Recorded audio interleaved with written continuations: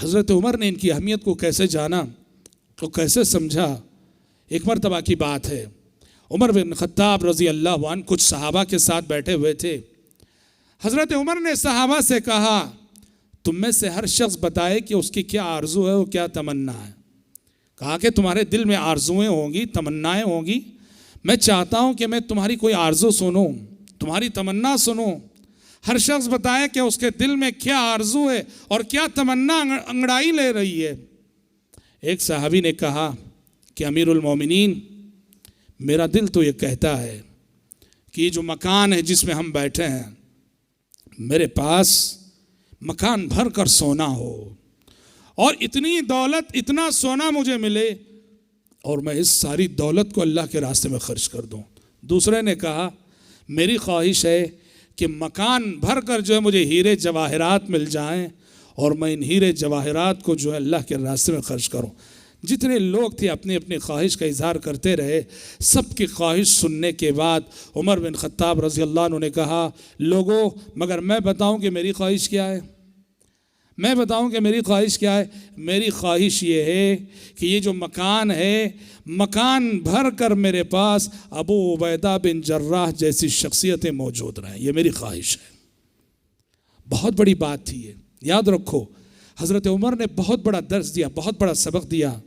उन्होंने कहा कि मुझे सोना नहीं चाहिए, चांदी नहीं चाहिए, हीरे जवाहरात नहीं चाहिए, कुछ नहीं चाहिए, मुझे अबू उबैदा बिन जर्राह जैसी शख्सियतें चाहिए। बहुत बड़ा पैगाम दिया। क्या पैगाम? कि असल ताकत है अफरादी ताकत। किसी भी जमात, किसी भी जमीयत, किसी भी तंजीम और किसी भी कौम और किसी भी इज्तिमाइयत की असल ताकत बासलाहियत अफराद होते हैं।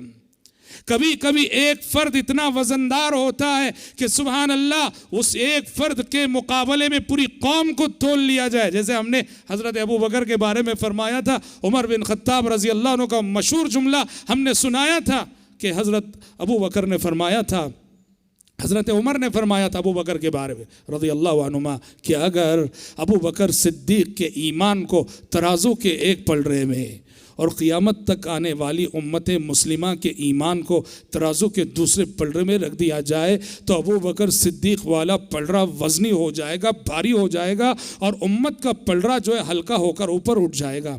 हज़रात, सलाहियतमंद अफराद ये किसी भी कौम का कीमती सरमाया होते हैं।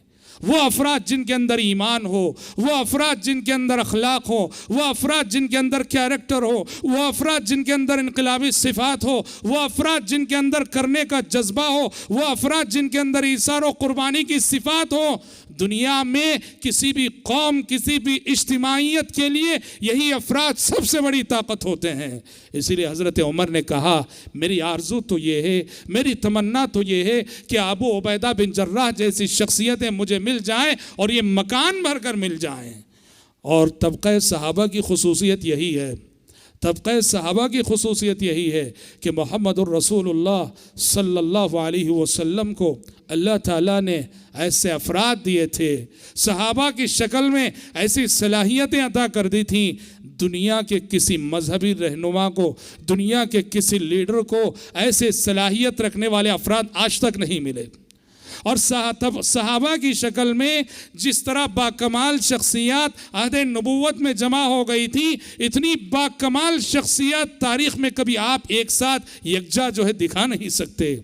अल्लाह ताला ने अपने नबी आखिरी रसूल हज़रत मोहम्मद सल्लल्लाहु अलैहि वसल्लम की तायीद के लिए, नुसरत के लिए जो बहुत बड़ा हथियार अता किया कुरान के बाद, वो हथियार है अफराद, बासलाहियत अफराद, बाकमाल अफराद, गैर मामूली सिफ़ात रखने वाले अफराद।